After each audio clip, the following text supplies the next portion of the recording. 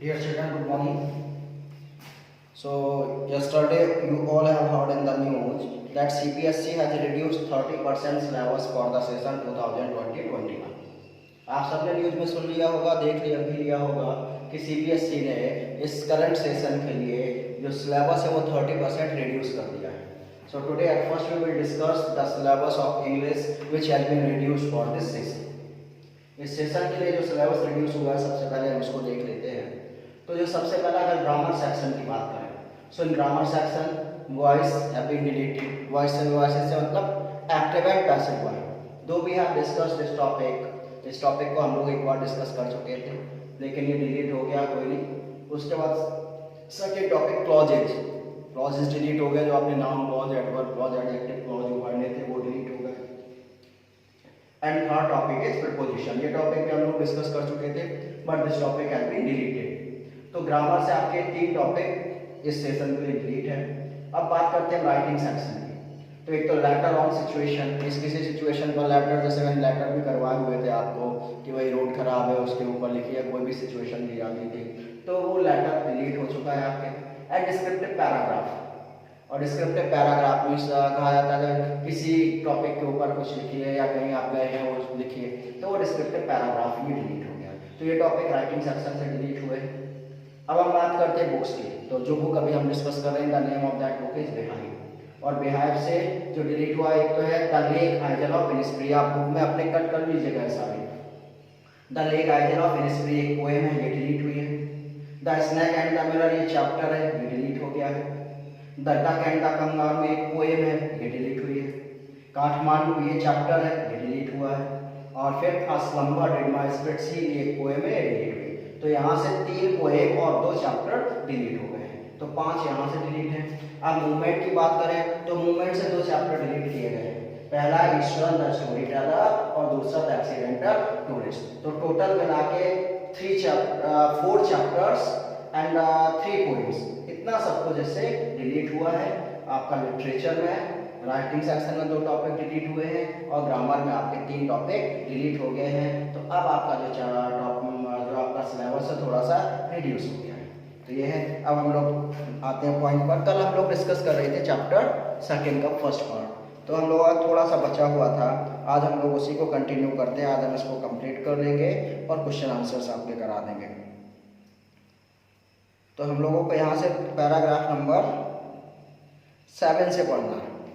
तो कल हम लोगों ने पढ़ा था that when she had audition in the royal academy of music. जब उसने रॉयल एकेडमी ऑफ म्यूजिक के लिए ऑडिशन दिया, लेकिन उससे पहले भी हम लोगों ने पढ़ा था that her deafness was confirmed at the age of 11. जब वो 11 साल की थी तो ये डीफनेस कंफर्म हो गई.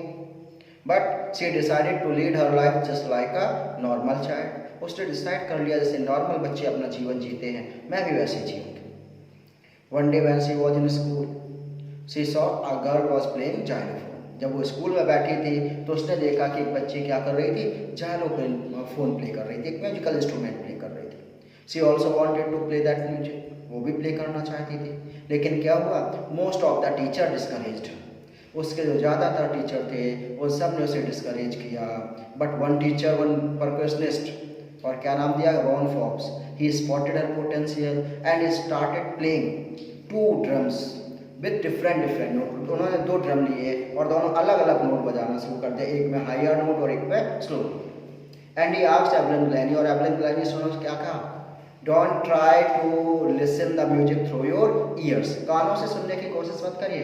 Try to sense it some other way, किसी दूसरे तरीके से सेंस करने की कोशिश करिए.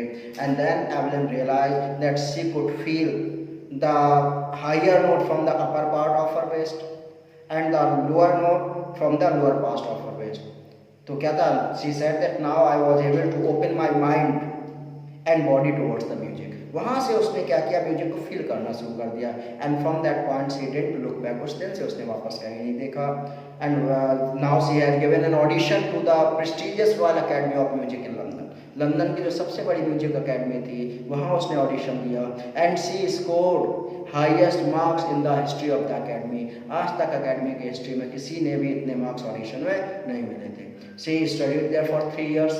और 3 साल में जितने भी टॉप अवार्ड्स होते वो सारे अवार्ड्स उसको ही मिले. शुरू में क्या थी, in the beginning she used to do her performances in orchestra means group में, but gradually she move from orchestral work to solo performance. फिर उसने क्या करा, सोलो अकेले परफॉर्म करने लगी। And whatever she had done, जो कुछ भी उसने कहा, she said that I have not done any heroic deed, मैंने कोई बहुत बहादुरी का काम नहीं किया, बस मैंने ये किया है, I knew where I have to go, मुझे पता था मुझे कहाँ पहुँचना है, and for that I work hard, उसके लिए मैंने मेहनत की और आज मैं यहाँ पर हूँ।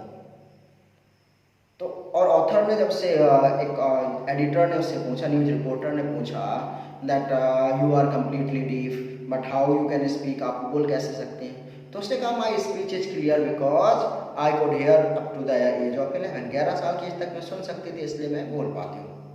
But and then the author asked how you learn French and German, ये कैसे सीखी, तो उसने ये नहीं बताया। और ऑथर कहता है, जो एडिटर है वो कहता है that I have talk to her for about an hour, 1 घंटे तक मैंने बात की, and she didn't miss even a single word, सुनाई नहीं देता था लेकिन एक भी वर्ड उसने मिस नहीं किया। और एक्चुअली क्या वो सी यूज्ड टू, जैसे लिप रीडर नहीं होते जिन्हें सुनाई उन्हें लिप रीडिंग पर सिखाई जाती है, तो उसने यही कहा कि मुझे उन लोगों से दिक्कत होती है जिनकी क्या होती, दाढ़ी बड़ी होती है, क्योंकि एक तो लिप्स नहीं दिखते। उसने कहा केवल लिप्स देख के नहीं, पूरे चेहरे को देखकर मैं समझती हूँ क्या कहना चाह रहा है स्पेशली द आज। तो यहाँ तक हम लोगों ने कल डिस्कस किया हुआ था, इसके बाद आज हम लोग इसको कंप्लीट करेंगे। ये है as for music she explains it pours in through every part of my body. तो जब वो एडिटर उससे बात कर रहा था म्यूजिक के बारे में, तो उसने कहा if you talk about the music, अगर आप म्यूजिक के बारे में बात करेंगे तो it seems as if it pours into my skin, ऐसा लगता है वो मेरी बॉडी में है, इसको तो जैसे कुछ लोग बोलते हैं रग रग में बसा हुआ है, तो उसने यही कहा कि जो म्यूजिक है वो मेरे रग रग में बसा हुआ है। इट टिंगल्स इन द स्किन, ये तो मेरी स्किन में है। माई चीक बोन्स, मेरे चीक बोन्स में है, and even in my hair, और यहाँ तक कि ये कहाँ है, बालों में भी। तो उसने कहा अगर स्किन की, अगर म्यूजिक की बात कही मेरी स्किन में है, ये मेरे चीक बोन्स में है, ये मेरे बोन्स में है, ये हर जगह म्यूजिक है, बालों में म्यूजिक है। When she plays the xylophone, she can sense the sound passing up the stick into her fingertips. उसने बताया when I used to play the xylophone, कि जब मैं xylophone प्ले करती हूँ तो उस म्यूजिक को कहाँ से फील करती हूँ, कौन सा ट्यून निकल रहा है।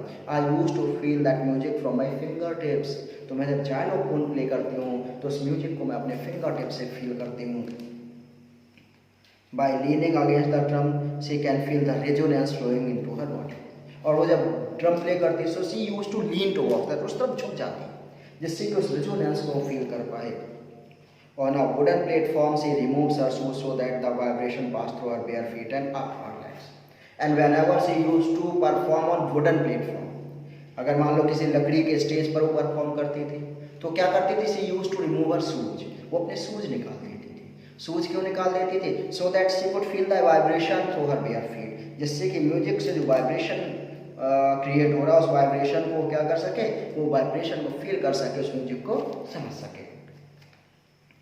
Not surprisingly Evelyn delights her audience, it is not surprising whenever she perform the audience delights, कि जब भी वो परफॉर्म करती थी जो ऑडियंस थी वो बहुत खुश हो जाती थी। In 1991 she was presented with the Royal Philharmonic Society prestigious Soloist of the Year award. So in 1991 she got an award for the music, और जिस जो अवार्ड मिला था उस अवार्ड का नाम क्या है, Royal Philharmonic Society prestigious soloist of the year award, ये सोलो परफॉर्मेंस के लिए उसे अवार्ड मिला हुआ था। Says master percussionist James Blades, God may have taken her hearing, but he has given her back something extraordinary. What we hear, she feels far more deeply than any of us. That is why she expresses music so beautifully. So एक master थे percussionist, ऊपर drum player थे James blade, वो क्या कहते हैं, that God may have taken her hearing power, कि भगवान ने क्या किया है, इस बच्चे की सुनने की ताकत तो ले ली, सुनने की क्षमता को तो ले लिया, but he had given her something extraordinary, कि भगवान ने इस बच्चे की सुनने की क्षमता को तो ले लिया है, लेकिन उसके बदले में भगवान ने इसे कुछ ऐसा एक्स्ट्राऑर्डिनरी दे दिया है जो किसी के पास नहीं है।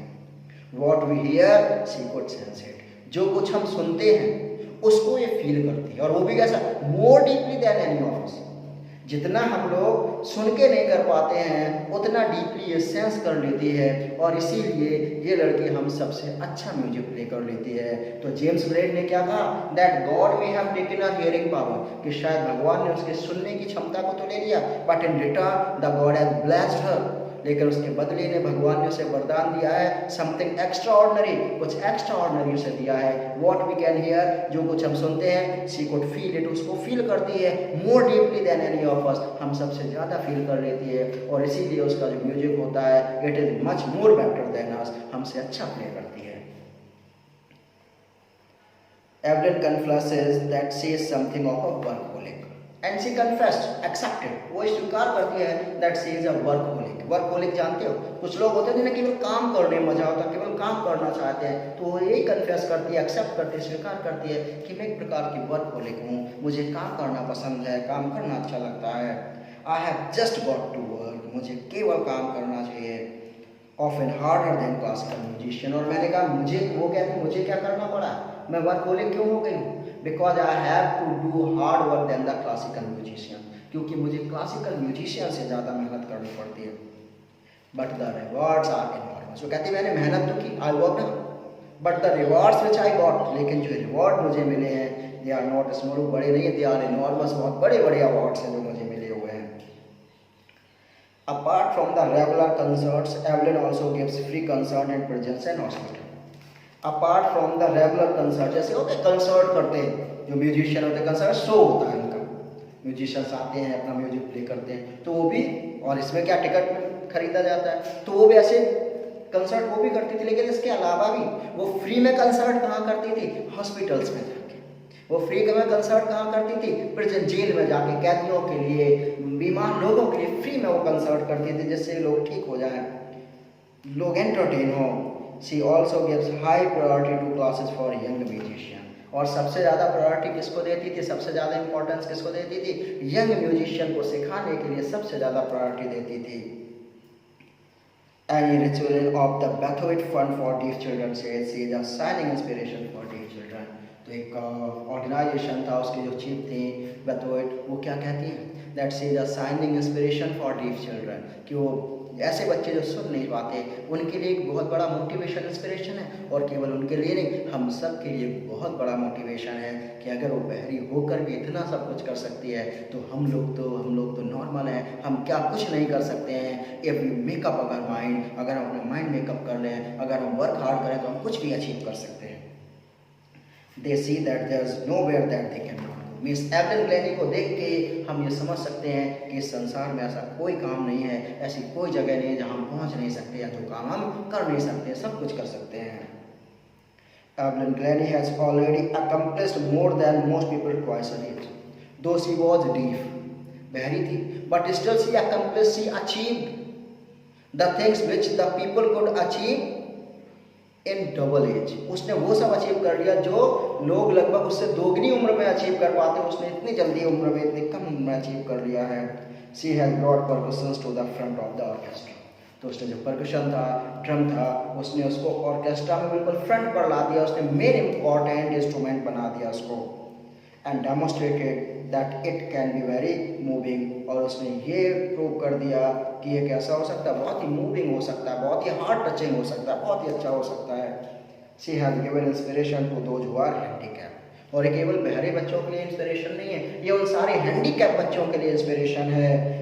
People who look to her and से, क्योंकि हैंडीकैप किसी का हाथ टूटा, किसी का पैर टूटा, किसी का, तो उन सब के लिए इंस्पिरेशन है कि हम भी सब कुछ कर सकते हैं। और ऐसे बच्चे जब उसे देखते हैं तो क्या कहते हैं, if she can do it I can, कि अगर ये कर सकती है तो मैं भी कर सकता हूँ। और ये फीलिंग सबके अंदर होनी चाहिए, जिस दिन हम अगर ये काम कर सकते तो मैं क्यों नहीं, अगर इस बच्चे के 95% आ सकते हैं तो मेरे क्यों नहीं। एक बार माइंड मेकअप करो और मेहनत करो तो आप जरूर उसको अचीव करेंगे।